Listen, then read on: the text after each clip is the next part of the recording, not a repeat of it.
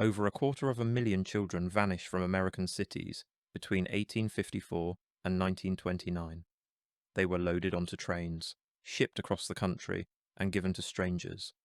Most had no birth certificates, no documented parents, no records of where they came from. If you're American, there's a very real chance you're descended from one of them. And everything you know about your ancestry might be a lie constructed to hide what really happened. In 1853, a minister named Charles Loring Brace founded the Children's Aid Society in New York City. His stated mission was to rescue vagrant children from dangerous urban streets and place them with families in the rural West who could provide better opportunities. It was presented as humanitarian work, Christian charity in action. 1 year later, the first orphan train departed New York, carrying 45 children to destinations in Pennsylvania and Michigan. The process was systematic. Children would be gathered from orphanages, poorhouses, and allegedly from the streets themselves, then loaded onto trains. At each stop along the route, they'd be lined up on platforms or in churches where local families could inspect them like livestock at market. Farmers looking for labour, families wanting domestic help, people who needed workers but didn't want to pay adult wages. The children were examined, selected, and taken. If no one wanted them, they got back on the train and tried again at the next town. Over the next 75 years, this system transported somewhere between 250,000 and 400,000 children across America.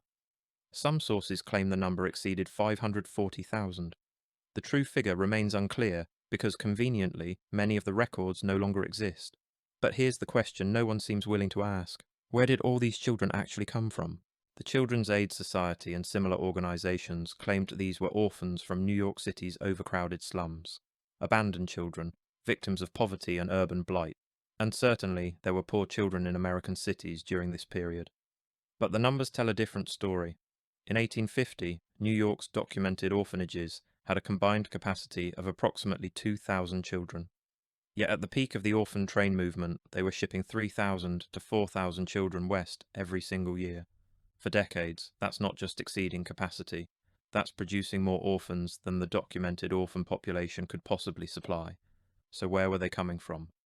The official explanation is that these were children of immigrants, new arrivals to America who couldn't care for their offspring. Children taken from destitute families who couldn't afford to keep them, street children with no documented parents. But even that explanation falls apart under scrutiny. Because most of these children weren't actually orphans. Contemporary accounts make this clear. Many had living parents. Some were literally taken off the streets while playing, loaded onto trains before parents knew they were gone. Others were removed from families deemed unfit by charitable organizations who operated with virtually no oversight. The parents were alive, but poor, and poverty in the 1800s was apparently sufficient justification for taking someone's children and shipping them across the continent with no legal process and no documentation. But even accounting for aggressive child removal from poor families, the numbers still don't work. You can't sustain 75 years of transporting thousands of children annually from a single city, even a large one, without eventually running out of children, unless they were coming from somewhere else entirely. To understand the true origin of the orphan train children, we must look at Europe between 1840 and 1890. Official history attributes the massive wave of millions of immigrants to economic opportunity and political upheaval, but the scale suggests a more urgent reality. Why did entire populations suddenly abandon established communities for a dangerous voyage to an unfamiliar continent? While the Irish potato famine and German revolutions explain some of it, they don't account for the sheer volume of arrivals in such a compressed time frame. What if these weren't just migrants, but refugees fleeing a global catastrophe that had destroyed their settlements? Upon arrival in American ports, something peculiar happened. Families were separated, and children were placed in institutions. These institutions had a ready-made solution, the Orphan Trains, which began operating in 1854, exactly as the immigration waves intensified. During this same period, something catastrophic was happening to cities worldwide, an event systematically ignored by mainstream historians. Photographs from the Victorian era show a global phenomenon, buildings with first floors buried underground and basement windows at street level. The official explanation that foundations naturally sank or ground levels rose fails to explain the global uniformity of this burial. Researchers have identified three major mud flood events: 1740, 1834, and 1892. The Orphan Train movement aligns perfectly with this timeline, beginning shortly after the second event and operating at full capacity through the third. What if these trains weren't about charity, but about repopulating territories that had been emptied by these cataclysms? To understand what was destroyed, we must discuss Tartaria, featured on maps through the mid-1800s as a vast territory across northern Asia. It was not obscure. Even the 1771 Encyclopaedia Britannica detailed its geography. Yet by 1890, Tartaria was scrubbed from the maps and its identity erased. The architecture left behind tells the real story. Across Europe and North America stand massive stone structures with impossible construction timelines. These buildings share common features: ornate domes, metallic spires, and geometric precision. More tellingly, they feature copper elements and roof grids consistent with technology designed to harness atmospheric electricity. Official history claims recent immigrants built these with primitive tools in record time, but photographs suggest the buildings were already standing. The immigrants didn't build these cities, they found them.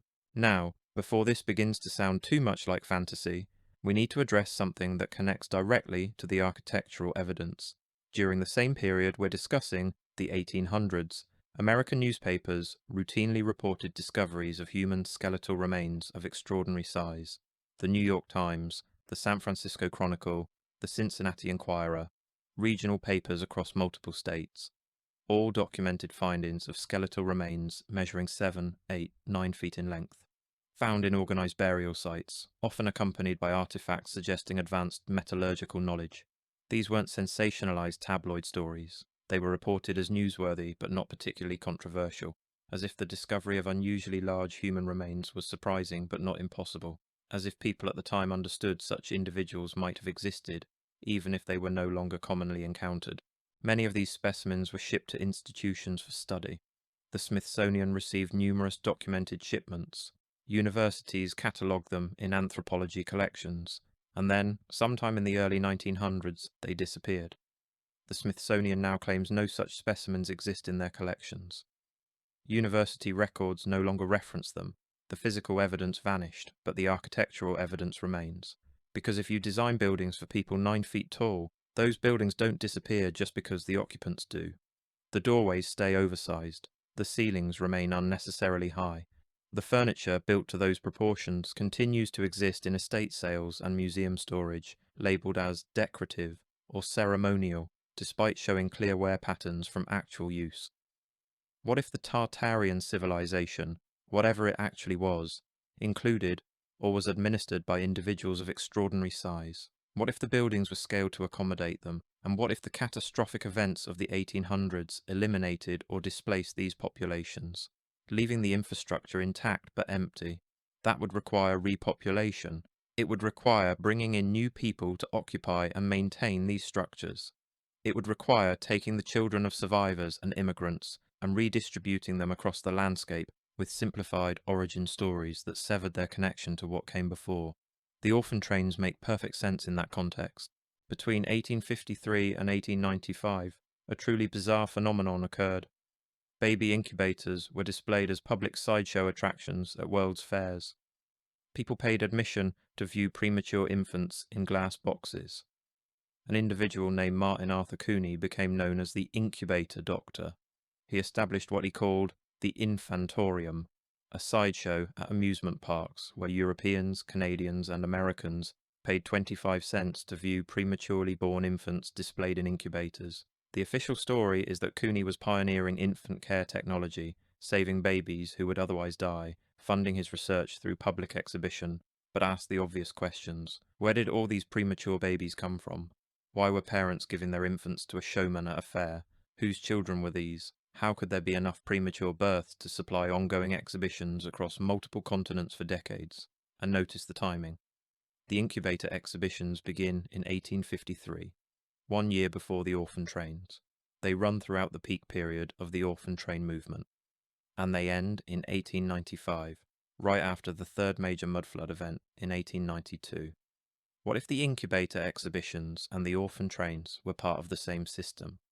What if both were mechanisms for managing and redistributing large numbers of children whose origins needed to be obscured, display some publicly in incubators at world's fairs, present it as medical advancement and humanitarian care, ship others west on trains, present it as charitable rescue of orphans, but both serving the same ultimate purpose, repopulating territories with individuals whose connection to the previous civilization had been deliberately severed.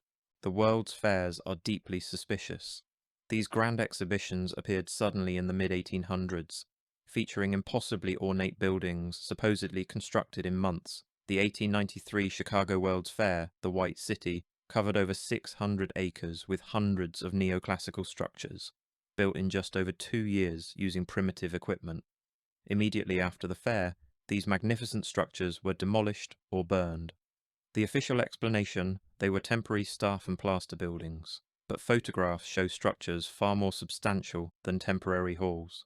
These fairs occurred globally: Paris, London, San Francisco, Melbourne, all featuring grand buildings appearing rapidly, showcasing advanced technology, and then facing immediate destruction. What if these were existing Tartarian structures, repurposed for exhibitions, then destroyed to eliminate evidence? The fairs also normalized incubator baby displays, presenting large numbers of parentless infants as medical advancement rather than a repopulation program. Let's examine the institutions that operated the orphan trains. The Children's Village, 1851, the Children's Aid Society, 1853, and the New York Foundling, 1869, all emerged within a 20-year period. These weren't small operations. They processed thousands of children annually with remarkably vague documentation. They shared a common practice: separating children from family, assigning new identities, and placing them far from their entry points. While framed as Christian charity, they functioned as processing centers, taking children from immigration waves and redistributing them westward. This conveniently severed any ability for these children to verify their actual origins or maintain connections to their heritage. The orphan trains operated between 1854 and 1929, primarily targeting the Midwest. The official narrative claims ambitious pioneers built impressive cities overnight, but the construction timelines don't support this. Photographs show established cities with grand infrastructure already in place, dwarfing the simple log cabins you'd expect from frontier settlements. What if these territories weren't being developed, but repopulated? If the grand buildings were remnants of a Tartarian civilization emptied by catastrophe, the orphan trains were filling them with new occupants who had no memory of what came before. Within a generation, these children would pass along simplified origin stories, Irish ancestry, German roots, and by the time their grandchildren researched family trees, the trail would end in the 1860s with no verifiable records. Multiple accounts from the 1800s reference extensive tunnel systems beneath American cities, networks connecting major hubs and extending beneath mountain ranges. Native American oral traditions reference these as ancient infrastructure built by previous inhabitants who may have retreated into them during catastrophic events. What if the Tartarian giants, individuals of unusual size, escaped into these passages when the mud floods occurred? This would explain the disappearance. American newspapers stopped reporting giant skeleton discoveries after the 1890s, and photographs of unusually tall individuals cease after 1900. If the occupants withdrew, the surface infrastructure was left empty, necessitating the massive immigration waves and the orphan trains to fill the void. Consider the survivors. They lived in a society with knowledge of atmospheric electricity and geomagnetic harmony. Then, mud floods buried city levels and fractured the organized society. The next generation was born into chaos, their technical understanding fragmenting. When new populations arrived, they occupied the remaining structures without understanding their original function. The power systems fell dormant. Children caught in this transition were given new identities and raised with no connection to the past. This system targeted children specifically because they could be reprogrammed. Young enough that within a generation, the previous civilization was forgotten. Physical evidence remains in the architecture itself. Across former Tartarian territories and North America, the style is consistent. Why are government buildings in American cities designed with 15-foot doors and stairwells scaled for stride lengths far exceeding human norms? Why do they feature metallic elements consistent with atmospheric electricity collection? Official history calls these aesthetic choices, but that doesn't explain why these features appear globally in independent locations during the same narrow window. This was inherited architecture. The orphan train children worked and lived in these buildings, accepting them as normal, passing that acceptance to us. Today, we walk through 15-foot doorways and never question why they were sized that way. The pattern is clear: 1740 and 1834, major mud flood events, 1840s to 50s, massive immigration and population displacement, 1851 to 54, founding of child institutions and the first orphan train, 1850 to 90, Tartaria is removed from maps and encyclopedias, 1892, third major mud flood event, 1895 to 1920, incubator exhibits cease, giant skeleton reports and physical specimens disappear, 1929, orphan train movement ends. The pattern is clear: catastrophic events occur, populations are displaced, children are systematically gathered and redistributed. Evidence of the previous civilization is erased from maps and records. Physical proof of unusual populations disappears from institutions, and within 75 years the entire episode is reduced to a charitable footnote in history. Well-meaning organizations rescued orphans and gave them new lives in the West. This is personal for millions whose genealogy ends abruptly around 1850. We've assumed records were lost to fire or poor record-keeping, but the pattern is too consistent. What if those records don't exist because the origin stories are fabricated? Modern DNA testing reveals markers from regions never mentioned in family narratives. If your ancestors immigrated between 1850 and 1890 and you hit a wall, your origin story might be a cover for a deliberately obscured past. Ask about the orphan trains, and you're directed to stories of rescue. Ask about the missing Tartaria, and you're told it was a vague geographical term. These are reasonable questions. Where did 250,000 children come from? Why did population records become unreliable? Instead of investigation, there's deflection. The questions themselves are treated as inappropriate, which is the most revealing response of all. The orphan train movement is a documented fact. What remains in dispute is the interpretation. The evidence suggests the practical effect was the systematic repopulation of empty territories. Something catastrophic happened in the 1800s. The magnificent architecture remains, the photographs of giants exist, and the timeline of the Great Reset is undeniable. The orphan trains were about creating a new population with simplified stories that severed their connection to what came before. If you hit a genealogical wall in 1850, there is a real possibility you are a descendant of this program. Your connection to the past was severed, and the history you learned was constructed in the aftermath of a catastrophe we've been taught never happened. The pattern, once you see it, is impossible to ignore.